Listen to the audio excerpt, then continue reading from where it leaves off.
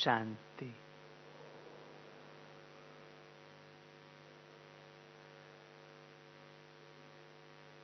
हम सभी बाप दादा के बच्चे हैं। शिव बाबा के बच्चे शालिग्राम आत्माएं हैं और ब्रह्मा बाबा के बच्चे ब्रह्मा कुमार ब्रह्मा कुमारी हैं।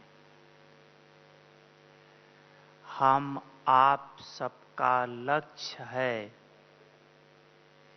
कि दोनों बाप को फॉलो करके दोनों बाप के समान बनना। शिव बाप को भी फॉलो करना और ब्रह्मा बाप को भी फॉलो करना। दोनों बाप को फॉलो करना जरूरी क्यों है, पहले ये समझ लेते हैं। पहली बात है कि शिव बाप को क्यों फॉलो करें। शिव बाप को फॉलो करना इसलिए जरूरी है क्योंकि हम आत्माओं को शिव बाप के पास, शिव बाप के घर में शिव बाप के समान कर्मातीत होकर चलना है। जैसे शिव बाबा सदा कर्मातीत है, जरा सा भी हिसाब किताब या कोई भी विकार रिंचक भी टच नहीं है, सदा प्योर और कर्मातीत है। हम आत्माएं सदा प्योर और कर्मातीत सदा के लिए तो नहीं बन सकती हैं। सदा के लिए तो शिव बाबा है, लेकिन हम आत्माएं इस कल्प के हिसाब किताब को खत्म करके कर्मातीत बन सकती है, क्योंकि हम फिर अगले कल्प में चक्कर में आएंगे, हिसाब किताब बनेगा। तो इस कल्प का जो हिसाब किताब है वो हमें खत्म करना है, कर्मातीत बनना है।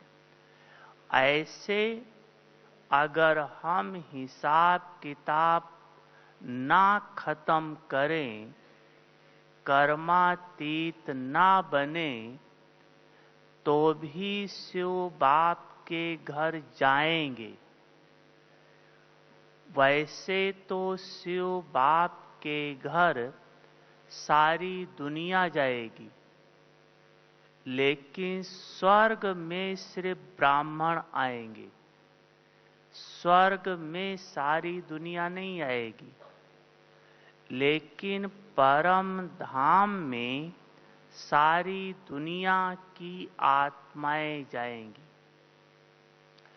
लेकिन वो आत्माएं जो कर्मातीत होकर जाएंगी और वो आत्माएं जिनका हिसाब किताब रहा हुआ है, धर्मराज की सजा खाकर जाएंगी।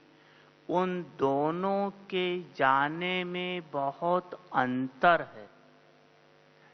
क्या अंतर है? जैसे आप इस लौकिक दुनिया में वर्तमान समय देखा होगा कि जब कोई वीआईपी आता है तो उसके आगे पीछे बॉडीगार्ड होते, गनमैन, और उस बंदूक के बीच में वो वीआईपी बड़े शान से चलता है। लोग उसे नमस्कार करते हैं। और आपने ये भी देखा होगा कि जब कोई चोर या बदमाश पकड़ा जाता है तो वो भी बंदूक के ही बीच में चलता है। उसके भी चारों तरफ बंदूक वाले। अब आप देखो, बंदूक के बीच में तो दोनों चल रहे हैं। वीआईपी भी चल रहा है और बदमाश भी चल रहा है। लेकिन दोनों के चलने में कितना अंतर है। वीआईपी शान से चल रहा है, लोग नमस्कार कर रहे हैं। जो बदमाश है वो सिर नीचे किए हुए चल रहा है, लोगों की नजरों में गिरा हुआ है, लोग गालियां दे रहे। तो जो आत्माएं कर्मातीत होकर चलेंगी, उन आत्माओं को सारी ब्राह्मण आत्माएं बहुत सम्मान की दृष्टि से देखेंगी। धर्मराज भी उन्हें सलाम करेगा। और जो आत्माएं कर्मातीत नहीं होंगी, वो ब्राह्मण आत्माओं के आगे उस समय बहुत शर्म महसूस करेंगी। और उस महसूसता में अंदर की बहुत ग्लानि आएगी। और वही अंदर की ग्लानि उस समय की अंत का समय होता है। ग्लानि का संकल्प करते करते शरीर छूटता है। यही है जमदूत की सजा। जमदूत पकड़ के रखते। बहुत दुख वाली मौत होती है। हाय हाय बहुत उस समय होता है। हाय मैंने गलती क्यों किया, हाय मैंने क्यों नहीं पुरुषार्थ कर लिया, हाय हमने बाबा का कहना क्यों नहीं माना। उस समय अंदर बहुत फीलिंग दुख की होती है। तो चलेंगे दोनों आत्माएं, लेकिन जो कर्मातीत बनकर चलेंगी वो बहुत सम्मान से चलेंगी। अब कर्मातीत बनने की विधि क्या है? अर्थात शिव बाप को फॉलो करने की विधि क्या है? शिव बाप तो सदा कर्मातीत है, हमें बनना है। तो कर्मातीत बनने के लिए पहले आपको विकर्माजीत बनना पड़ेगा।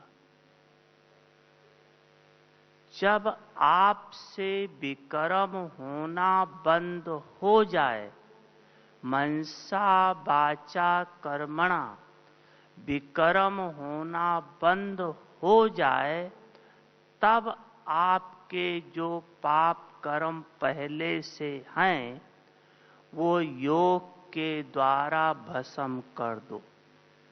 अगर अब भी बनते हैं, एक है विकर्म, एक है पाप कर्म। तो पाप कर्म से तो ब्राह्मण लगभग मुक्त हैं। पाप कर्म अर्थात 5 विकारों के वशीभूत हुआ कर्म, मोटा रूप। और विकर्म अर्थात भगवान के आज्ञा की अवज्ञा। इस अवज्ञा का दंड चढ़ता है। ये थोड़ा थोड़ा दंड बहुत भारी हो जाता है, आत्मा को ऊपर उड़ने नहीं देता है, हल्का बनने नहीं देता है। कितना आत्मा सब कुछ भूलकर बाबा के पास बैठना चाहे कि मैं आत्मा हूँ, मेरा घर परम धाम है, मैं वहीं की निवासी हूँ, भगवान के साथ साथ रहती हूँ। कितना भी संकल्प करे लेकिन साथ में बैठ नहीं पाएगी, नीचे ही रह जाएगी। भगवान के साथ बैठ करके उस साथ का समानता का सुख ले हो नहीं पाएगा। अगर विक्रम होते रहते हैं तो इसलिए पहले कर्मातीत बनने के पहले विकर्माजीत बनो। विकर्माजीत बनने के लिए मनसा वाचा कर्मणा कोई भी श्रीमत की अवज्ञा ना करो। और कर्मातीत बनने के लिए विकर्माजीत, और विकर्माजीत तब बनेंगे अर्थात मनसा वाचा कर्मणा आपसे विकर्म तब नहीं होगा जब आप विकल्प जीत बनेंगे।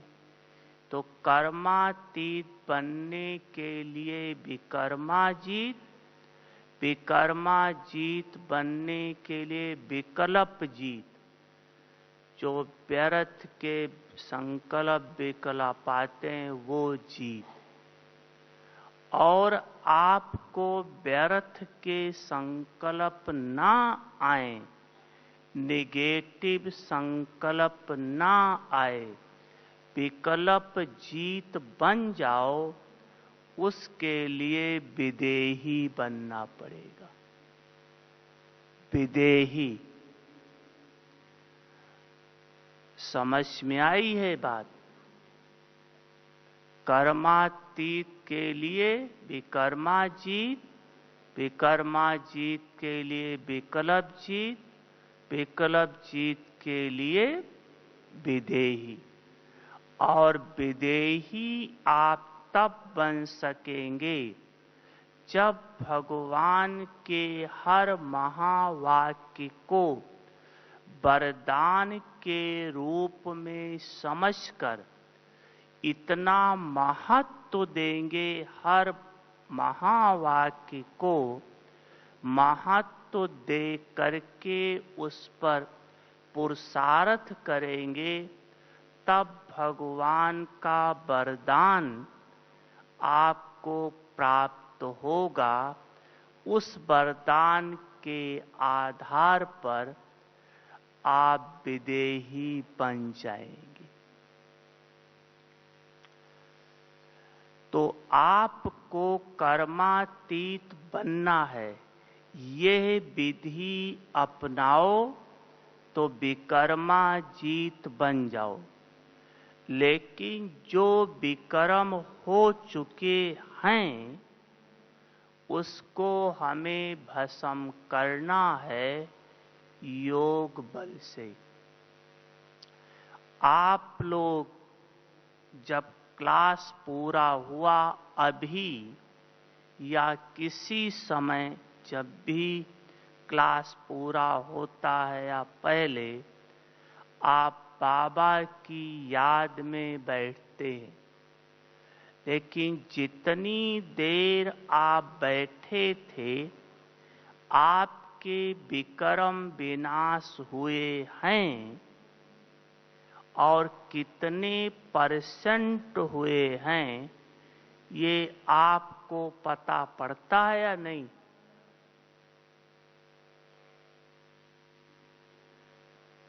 या ऐसा सोचते हैं योग करना हमारा काम है, बाकी बाबा जाने, या ये सोचते हैं, अनुभव होता है कि हमारा कितना विक्रम विनाश हुआ है। बाबा जाने राइट है, लेकिन आप भी जानो। क्यों? विक्रम आपने किया है, खत्म आपको करना है। तो कितने विक्रम हमारे खत्म हुए हैं, ये कैसे पता पड़ेगा आपको? कि हम योग में बैठे थे, हमारे विक्रम विनाश हुए हैं, ये कैसे पता पड़ेगा?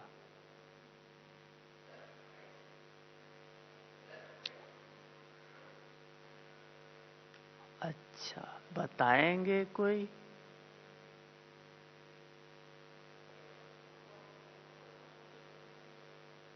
अच्छा, आपकी आवाज तो हमारे पास तक शायद नहीं आएगी।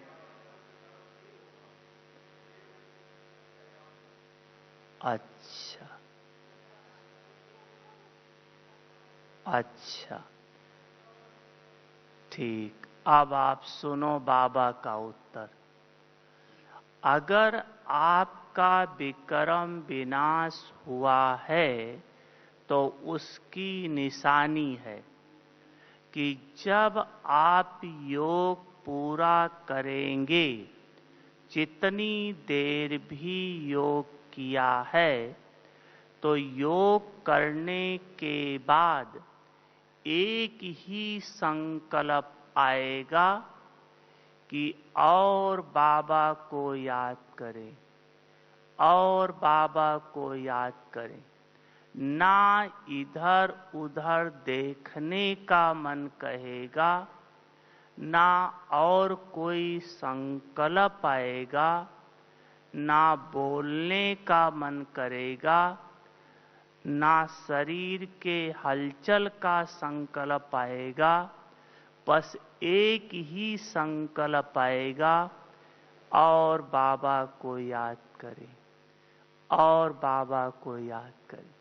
तो जितना ये संकल्प आ रहा है, और बाबा को याद करें, और बाबा को याद करें, तो जितना मन की खींच हो रही है, जितना ज्यादा, उतने आपके विक्रम विनाश हुए हैं। जैसे देखो, जितना लोहे से जंग उतरा हुआ होता है, उतना चुंबक खींचता है। देखा है ना, सुना है? कई देखा होगा, कईयों ने सुना भी होगा कि जितना लोहे से जंग उतर जाता है, चुंबक उसको खींचता है। अगर जंग लगा है तो चुंबक नहीं खींचेगा। ऐसे ही जितना आत्मा से जंग उतरती है, उतना चुंबक बाबा खींचता है,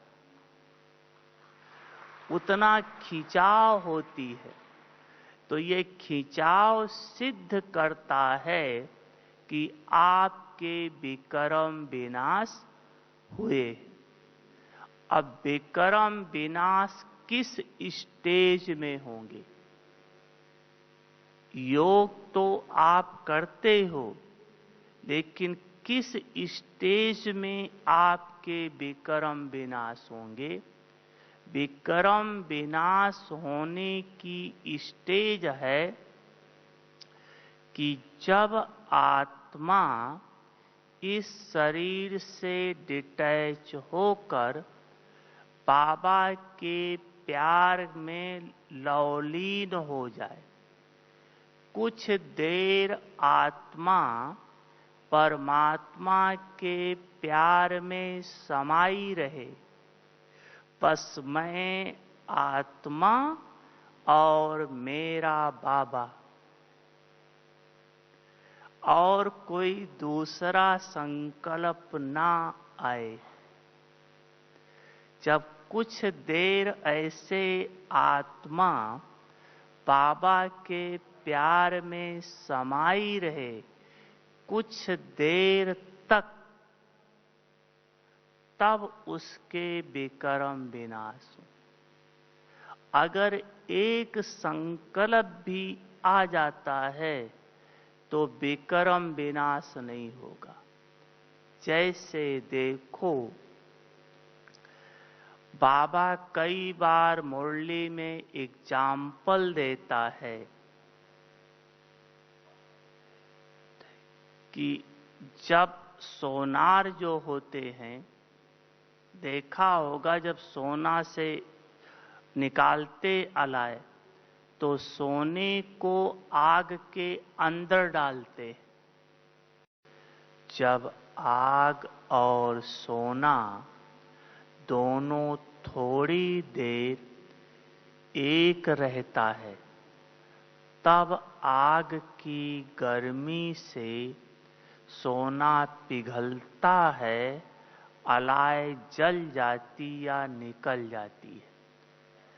अगर आप सोने को आग को ले जाकर दिखाकर टच करके वापस ले आओ, फिर आग को टच करो वापस ले आओ, ऐसे कितना समय आप करते रहो, सोने की खाद नहीं निकलेगी। ऐसे आप पुरुषार्थ करके बाबा के पास पहुंचते हैं, तब तक कुछ न कुछ संकल्प इस दुनिया का आ जाता है, फिर आप नीचे आ जाते हैं, फिर पुरुषार्थ करके ऊपर जाते हैं। ऐसे कितना समय भी चढ़ते उतरते रहो, विकर्म विनाश नहीं होगा। विकर्म विनाश की स्टेज, जिसको बाबा कहता है ज्वालामुखी योग, इतना पावरफुल याद हो। इसके लिए एक बार बाबा ने कहा था कि अगर आप 5 मिनट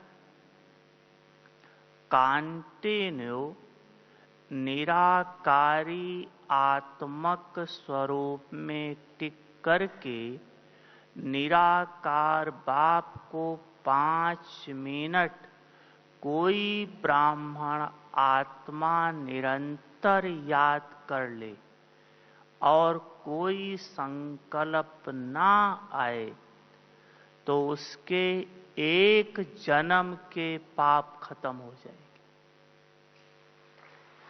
इतनी तेज आग है ये। कई बार आप मुरली में सुनते, कोई बच्चा 24 घंटा बाप को याद कर ले तो कर्मातीत हो जाएगा। लेकिन निरंतर की बात है। बीच में जो संकल्प दूसरा आ जाता है, वो तेज आग को जैसे बुझा देता है।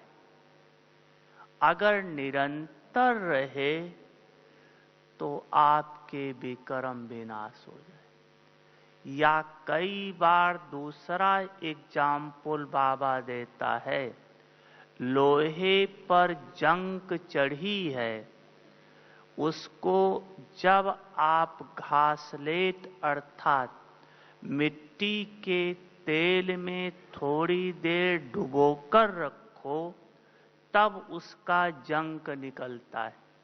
आप तेल को टच करके ऐसे निकाल लो तो उसके जंग नहीं निकलेंगे।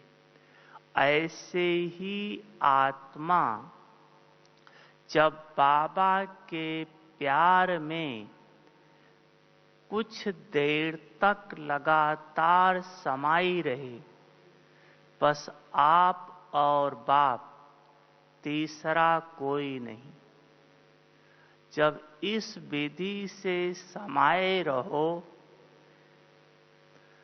फिर आपके विकर्म विनाश होंगे। इसके लिए बेहद की वैराग्य वृत्ति उपराम स्थिति चाहिए। बेहद की वैराग्य वृत्ति और उपराम स्थिति। बिना उपराम स्थिति के वहां टिक नहीं पाओगे और बिना वैराग्य वृत्ति के उपराम स्थिति आ ही नहीं सकती। इसलिए बेहद की वैराग्य वृत्ति और उपराम स्थिति। उपराम स्थिति का एग्जाम्पल क्या है? उपराम स्थिति किसे कहा जाता है? ऐसे तो आप लोग बाबा की मुरली में सुनते हैं कि जब हलवा बनता है, सब्जी बनती है, पूरा पक जाता है, तो बर्तन का किनारा छोड़ देता है। किनारा छोड़ने को उपराम स्थिति कहा जाता है। वो चिपकता नहीं है बर्तनों में। जब तक चिपकता है, छुड़ाते रहो, तब तक उसको न्यारा होना कहा जाता है। न्यारे और उपराम में अंतर। न्यारा छोड़ने का पुरुषार्थ कर रहे, उपराम छूट गए। उपराम का एग्जाम्पल है गुलाब का फूल और न्यारे का एग्जाम्पल है कमल का फूल।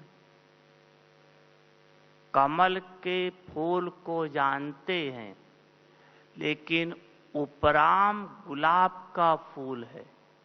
गुलाब के फूल की 3 विशेषता है जो और किसी फूल में नहीं है। जानते हैं?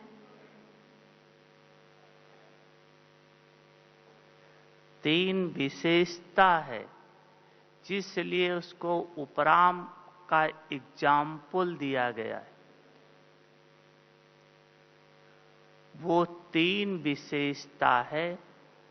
पहली बात है कि आप देख लेना या देखा होगा कि जब गुलाब का फूल पूरा खिल जाता है तो उसके पत्ते अपने आप झड़ जाते, या जरा सा ऐसे करो सब पत्ता नीचे गिर जाता है। किसी भी फूल का पत्ता गिरता नहीं है पूरा खिलने के बाद, सूख कर गिरता है। लेकिन गुलाब का पत्ता खिल गया और पंखड़ियां गिर जाती। दूसरी विशेषता है पंखड़ी गिरी, अर्थात उसको दें दें के संबंध सबसे मुक्त, कुछ नहीं उसकी इस दुनिया में। सिर्फ बीच में जो फूल बचता, जिसको बूर कहते हैं, वही बचता है। अर्थात दें दें के संबंध, व्यक्ति, वैभव, वस्तु सब खत्म, आत्मक स्वरूप में स्थित, रूह स्वरूप में स्थित। तो जो रूह स्वरूप में सदा स्थित रहता है, वो है उपराम स्थिति। तीसरी विशेषता गुलाब के फूल की है, वो विशेषता है कि गुलाब के फूल में कभी भंवरा नहीं बैठता है। भंवरा जानते हो? सुना है? नहीं सुना है? जानते हो। और सब फूलों पे भंवरा बैठता है, उसकी खुशबू लेने सब लेने, लेकिन गुलाब के फूल पर भंवरा नहीं बैठता है। विशेषता है, बहुत बड़ी विशेषता है। अर्थात जो उपराम स्थिति वाला होगा वो ना किसी पर आकर्षित होगा, ना कोई उसके ऊपर आकर्षित हो। सेवा करते हुए, सब कुछ करते हुए उपराम एक बाबा, बाबा की सेवा, बाबा की श्रीमत, बाबा को देखेगा, बाबा की सेवा करेगा, बाबा के श्रीमत पर चलेगा। ये है उपराम स्थिति। ऐसी आत्मा कर्मातीत स्थिति को प्राप्त कर लेती। ऐसी आत्मा शिव बाप को फॉलो कर लेगी और कर्मातीत बनकर पास विद आनर होकर चलेगी। दूसरा है ब्रह्मा बाप को फॉलो करना। ब्रह्मा बाप को फॉलो क्यों करना है? क्योंकि हमें कर्मातीत होकर चलना है, लेकिन घर में बैठना नहीं है। घर से हमें नीचे उतरना है, स्वर्ग में आकर राज्य करना है। तो स्वर्ग में राज्य करने के लिए हमें ब्रह्मा बाप को पूरा फॉलो करेंगे अभी, तब सतयुग में ब्रह्मा बाप के साथ साथ राज्य करेंगे। अगर फॉलो कम तो साथ में नहीं रहेंगे, लेकिन हम ब्राह्मणों का लक्ष्य है बाप समान बनना है, वायदा है, साथ रहेंगे, साथ चलेंगे, साथ खेलेंगे, तो समान बनना है। लेकिन बच्चे ब्रह्मा बाप को फॉलो क्यों नहीं कर पाते? फॉलो फादर कहते क्यों नहीं फॉलो कर पाते हैं? इसका मेन कारण है, इसमें नए बच्चे ज्यादा होंगे इसलिए इसको थोड़ा ध्यान दिला रहे हैं कि ब्रह्मा बाप को क्यों नहीं फॉलो करते हैं। क्योंकि वो चाहे योग सीखते हैं तो बहनें भी आजकल जितने सिखाती है योग, डायरेक्ट निराकार को याद करना सिखाती। मैं आत्मा हूं, शिव बाबा की संतान हूं, राइट है, लेकिन ब्रह्मा बाप से संबंध नहीं जुड़वाते। तो जो भी है सब शिव बाबा को याद करने की कोशिश करते हैं, यथाशक्ति करना भी है, लेकिन वाया ब्रह्मा। पिछली मुरली में था दोनों बाप दादा दोनों को याद करना, दोनों की स्मृति में रहना है, दोनों को फॉलो करना है। तो एक गलती जो थोड़ी ये होती है कि सिर्फ निराकार से योग लगाना सिखाते हैं, साकार से संबंध नहीं जुड़वाते। अब तो साकार नहीं, अव्यक्त है। दूसरी बात, जो साकार मुरलियों में 2-3 शब्द ऐसे सुने हैं जिन शब्दों के कारण बच्चे ब्रह्मा को महत्व नहीं देते। वो शब्द है, जैसे साकार मुरली में सुनते हैं शिव बाबा ब्रह्मा बाबा के लिए कहता है इसका फोटो नहीं रखो।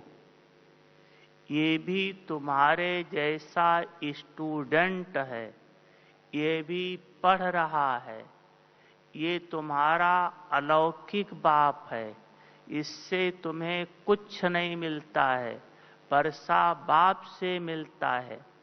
ऐसी बातें जो साकार मुरली में सुनी है, उस कारण से ब्रह्मा बाप से संबंध नहीं जुड़ पाता है।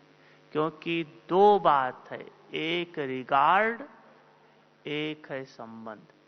रिगार्ड किसी का रखते हैं उसकी महानता के आधार से, फॉलो करते हैं प्राप्ति के आधार से।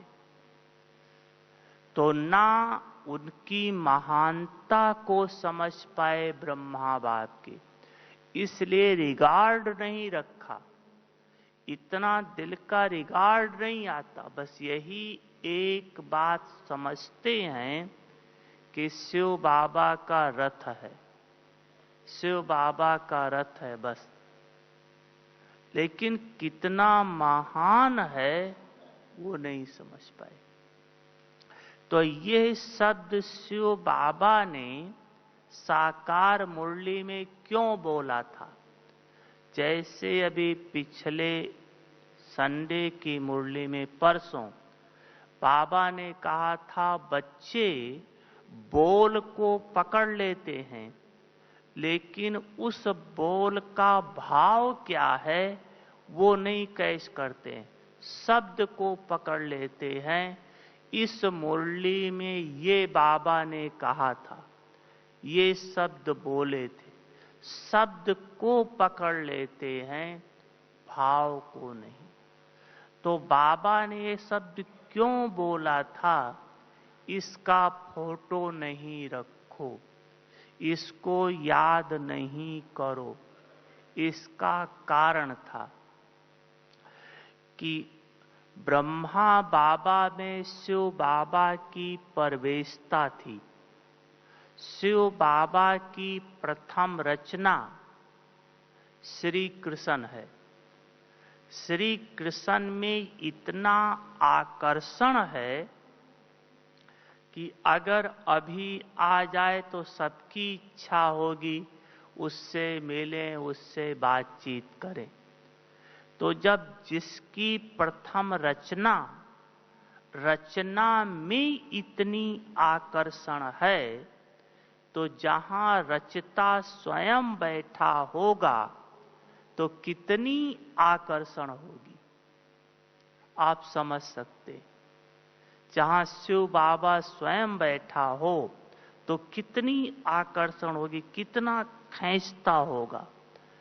आप जितने पुराने हैं साकार बाबा के समय के, उनका अनुभव सुनो कि जब मधुबन में आए बाबा से मिलने या जहां भी मिले, पर जैसे बाबा थोड़ी देर दृष्टि दिया, दो एक शब्द बात किया, मीठे बच्चे आओ, बच्चे अपने बाप के घर में आए, आओ बच्चे, ऐसे दो चार शब्द कहा और वो सामने वाली आत्मा, चाहे बुढ़ा है, चाहे बच्चा है, चाहे जवान है, कोई भी है, कब वो बाप की गोद में चली गई उसको पता ही नहीं पड़ता था, खींच लेता था।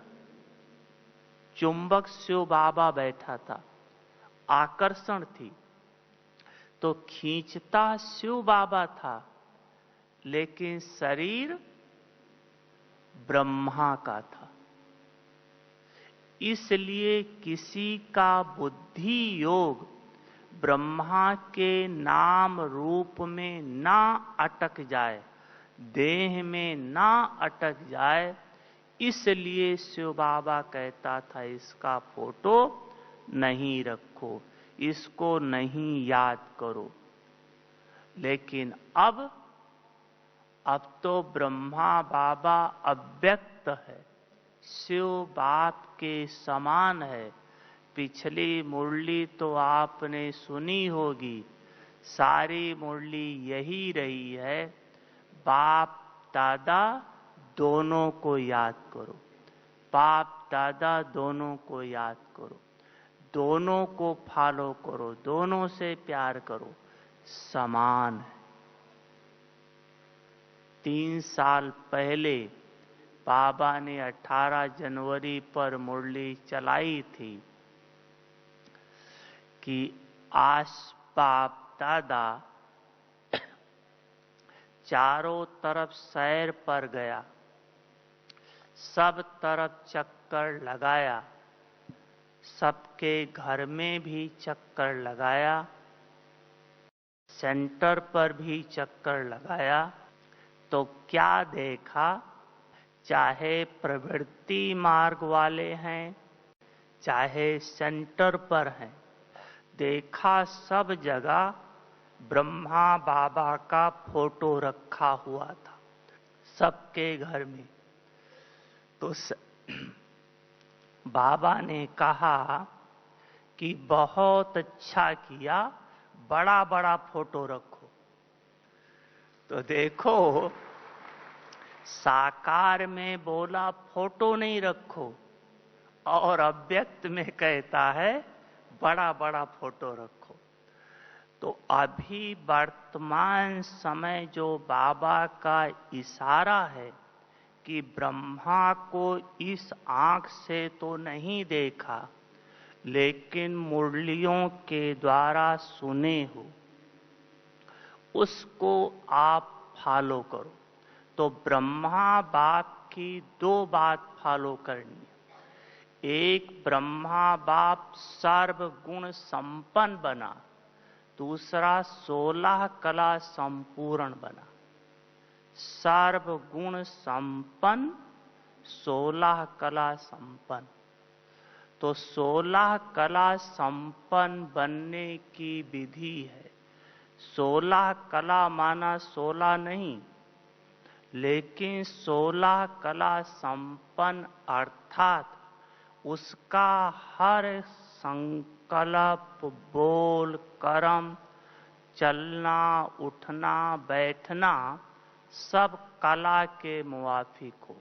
कला अर्थात अलौकिक।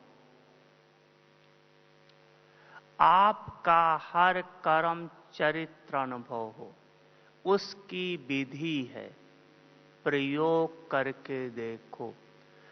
जिस ब्राह्मण आत्मा को यह कला आ जाए कि जब चाहे तब इस शरीर से स्वयं को अलग कर ले, और जब चाहे तब इसका आधार लेकर पार्ट बजाए, जो इस कला में पास हो जाएगा वो 16 कला संपन्न बन जाएगा। जो इस शरीर से डिटैच नहीं हो पाता है, देह के भान में ही रह जाता है, उसका संकल्प, बोल, कर्म, देखना वो कला के मुवाफिक नहीं होगा, अलौकिक नहीं होगा। जैसे सबका है वैसे ही होगा, लेकिन आपका अलौकिक दिखाई दे जब अलौकिक स्वरूप में स्थित रहोगे। अलौकिक स्वरूप में स्थित होकर आप जो बोलोगे वो बोल महावाक्य हो जाएंगे। देखो, जब योग करते हैं तो क्या करते हैं? देखते तो तब भी है ना, लेकिन उस समय अलौकिक स्वरूप में स्थित हैं। हम आत्मा हैं, ये आत्मा है। देख रहे हैं, लेकिन आत्मा को देख रहे। वही देखने की विधि अलौकिक हो गई, ये कला हो गया। अगर आप आत्मा समझ करके बात करोगे तो ये रहेगा ये भी भगवान का बच्चा है, उसके प्रति बहुत रिगार्ड, प्यार उत्पन्न होगा, रूहानी प्यार। तो जो ये लड़ाई झगड़ा डिसरिगार्ड जो कुछ होता है, ये सब तब होता है जब उसको आत्मा नहीं देखते हैं, देह के भान के रूप में देखते हैं, ये फलानी है या फलाना है। इसलिए रूहानी मधुरता नहीं जुड़ पाती। तो 16 कला संपन्न बनने की विधि है आपको इस शरीर से अलग होने की कला, और सर्व गुण संपन्न बनने की विधि है चारों सब्जेक्ट्स में फुल मार्क्स लेना। जो आत्मा चारों सब्जेक्ट में, क्योंकि गुणों का सबसे कनेक्शन है और सर्व गुण संपन्न बनना, इसके लिए जितनी बाबा ने नॉलेज दी है, नॉलेज गुणों के लिए है, शक्तियों के लिए है, सेवा के लिए जो भी दी है, उसमें फुल पास होना। और उसमें फुल पास होने की विधि है कि जैसे बाबा मुरली में जो कहता है, उस दिन एक पॉइंट ले लो कि आज मुझे ये करना ही है।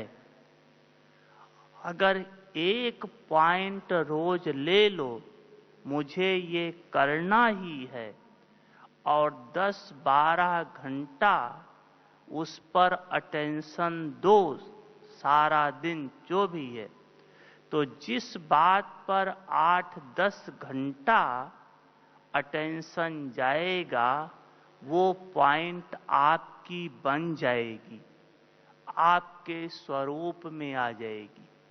तो एक दिन में एक पॉइंट धारण करो तो 30 दिन में 30 पॉइंट धारण हो जाएगी, बहुत जल्दी संपन्न बन जाओगे। बाबा ने यही विधि अपनाई। तो संपन्न बनने की विधि ज्ञान की पॉइंट एक ले लो कि मुझे आज ये धारण करना है। तो ब्रह्मा बाप समान, सर्वगुण संपन्न, 16 कला संपूर्ण और शिव बाप समान कर्मातीत बन जाएंगे। अच्छा, ओम शांति।